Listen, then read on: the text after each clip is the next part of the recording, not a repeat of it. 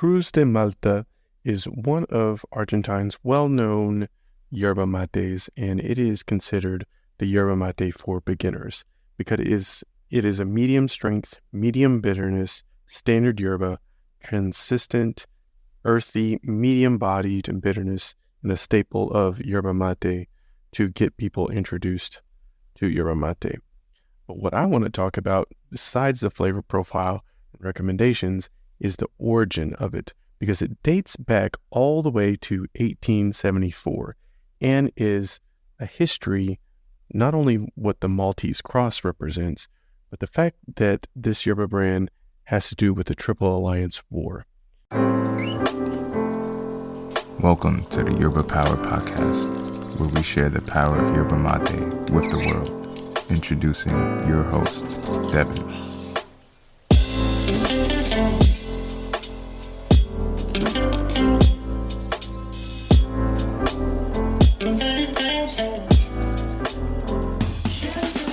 Cruz de Malta has been made since 1874, being one of the brands with the longest history in the yerba mate market. They've recently changed their packaging. It is more modern with the leaves of the mate on it, and they also have different flavors now. At least, I don't know when this changed. Before, it used to be a very simple white and red packaging, and there was only traditional as far as I know. But now they have different versions, in other words, different blends of natural selection or natural aging, and they have a smoother and longer lasting version, and a Boldo and mint version, and also a chamomile version of their yerba that they sell. The Maltese cross is where it gets its name. So Cruz de Malta is Maltese cross, and it is also called St. John's cross. It's a red, white that looks like the hospital sign, and that's because it comes from the Knights of Hospitalier, or the Order of St. John of Jerusalem, dating back to some origins of 1120, when the First Crusades. The cross of St. John, a hospital symbol, with its characteristic white octagonal shape, which is still a symbol to this day, has given rise to several interpretations. It was, or at least used to be, one of the easiest brands also to get off of Amazon at the time. It was also very affordable. It used to be, I think back in the day, probably like $7 or less than $10 for sure for a kilo. Now, I think it's going for around $13, $14, which that's just the price of inflation, and prices have changed over time. So it's not like that the yerba itself, it's still one of the more, let's say, affordable yerbas that that is out there, very well known, very easy to get a hold of. The Cruz de Malta, in my opinion, is something that most people would agree on is a good starter yerba. It's one that Tim Ferriss got a lot of credit for giving, one that he hyped up that got a lot of people excited into yerba mate. And it is a standard yerba as far as the strength and bitterness. It's something I also tried too when, first starting out, because it was the easiest to get a hold of and also recommended. And it's very distinct. But did you know the history of Cruz de Malta? Because I don't think I knew about this until I investigated further. So let's deep dive into this. Cruz de Malta trademark is owned by Molinos Rio de la Plata, and perhaps one of the oldest and best known in the Argentine market. The brand today continues to be a leader, especially in Buenos Aires, and is produced and packaged in Misiones by the company Yerbatera Misiones SRL of the Huerta family.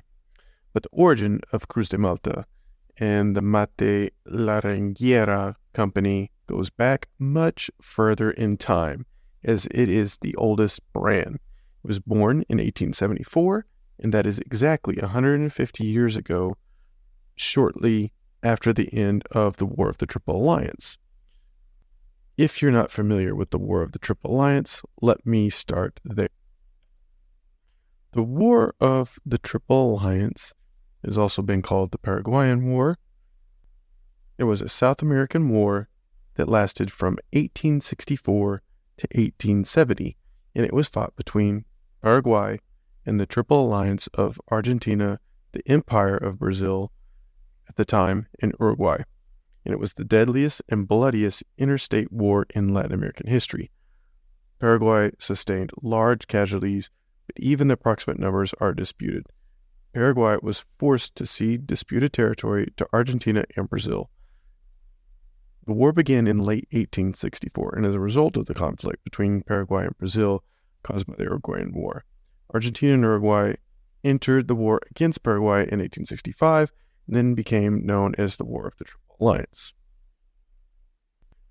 There are several theories regarding the origins of the war.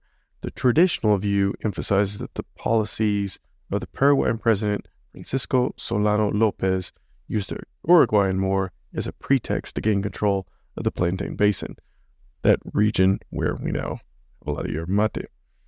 That caused a response from the regional hegemons, Brazil and Argentina, both of which exercise influence over the much smaller republics of Uruguay and Paraguay, and the war has also been attributed to the aftermath of colonialism in South America.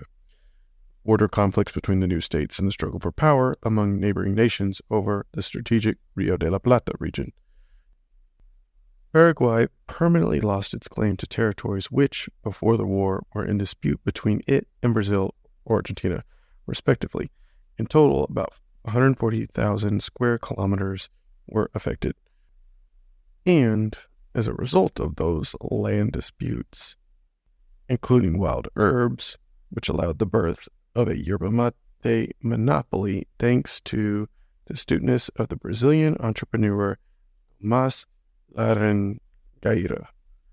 Later, he would cross paths with the Portuguese merchant Mendes, who settled in Argentina to finish forming a company that dominated the business for more than half a century, till the decade of the 40s. Like any empire, Laranjeira did not fall overnight, but continued to extend its influence for decades. In the 60s, had some success in Posadas, occupying offices and a mill in the building that today occupies the Ministry of Finance, led by Adolfo Safran. Cruz de Malta was the first large yerba mate industrial company with production, industrial, and commercial development in Brazil, Argentina, Paraguay, and Uruguay. It dominated the business in a quasi-monopolistic manner between 1874 and the late 1930s. In 1930, the decline of Laranjeira began and the company ended up merging into Laranjeira Mendes.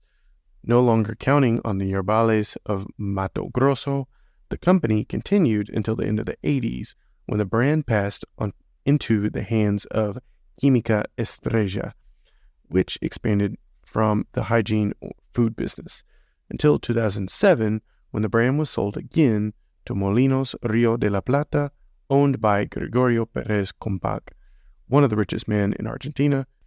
Since then, Molinos Rio de la Plata has produced Cruz de Malta in the heart of Apóstoles. The origins of Laranjeira date back to the early years after the War of Triple Alliance. So that's why we put that parentheses in there for the War of the Triple Alliance. After the war, in January 1872, in Asunción, the post-war boundary agreement was signed, and the demarcation was made in 1873 and left under Brazilian sovereignty about 100 leagues of leafy grass. After the Paraguayan Carlos Louritzka and the Brazilian João Mauricio Wanderley, also known as the Baron of Iquipe, which Paraguay ceded those territories located between the Pa and Blanco rivers, east of the Amambe mountain range, which would later become the domains of the Mate Laranjeira Company. In those years, the product was transported from the yerbales of Mato Grosso to the port of Posadas in steamers by himself, where they had huge warehouses and a mill in Rivadavia and Santa Fe, which also packaged the product, employing hundreds of workers. And to this day in Santa Fe, you can see one of the buildings with the Maltese cross on it, which is the houses of the Misiones Bar Association. And there's a picture on this article where I'm finding it from. It's the College of the Lawyers. It's basically this building with the Cruz de Malta on the building. Also, one of the buildings in Parque Lezama and Martin Garcia Avenue, which is just 8 blocks from the Boca field, is a building that is now the corporate building occupied by the office of the government. Shows the building. It says like Empresa Mate Laranjeira. So it's his business, Mate business, with the Cruz de Malta with the symbol, and even says Cruz de Malta on top of the building. What I find fascinating about this brand, or the history, is that it was born in the border territory between Paraguay and Brazil and made basically such a big company by Brazilian businessmen. And that, now it's one of the biggest brands in Argentina. So it just seems so crazy how history can have such an influence on something like this, yerba mate. And it's cool to know where this is all coming from. It's kind of cool to learn about this. At least I found this very fascinating. Hope you do too. What's really interesting, I guess, is because that, it really started with Francisco Mendez, who was born in Portugal and then immigrated to Rio de Janeiro. And then because of the Paraguayan War, he moved to Buenos Aires, where he married and set up the company in 1874 and partnered with Tomás Laranjeira. Then they were getting the leaves from Brazil and Paraguay. So, basically that they, international businessmen from another country that came in and sold in a whole nother country. It's just kind of wild to follow all these trails. And by the early 1890s, according to records in the company archives, Cruz de Malta was a high-priced, successful brand sold in Brazil, Argentina, and Paraguay.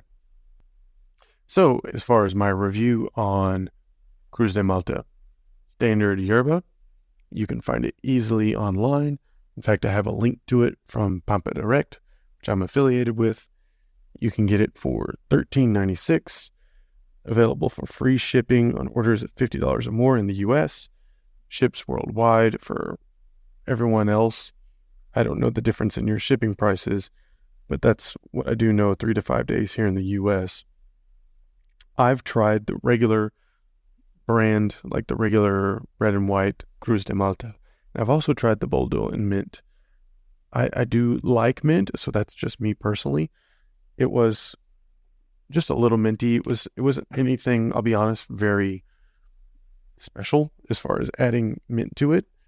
It was something I'd drink, but nothing I'd go out of my way to get. But Cruz de Malta, though, is a very standard yerba that you can't go wrong with.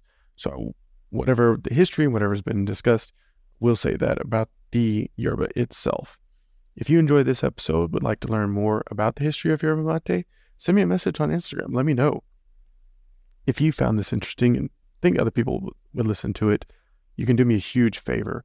I'm trying to get the word out, spread the power of yerba mate to the world. If this is interesting to you or someone else that you know that likes yerba mate, or maybe just wants to learn history or learn about yerba mate, send this to them. Help share this with the world. The more you share, sharing is caring. Help me get the message out. This would really mean a lot to me. I really appreciate you all for listening. Till next time.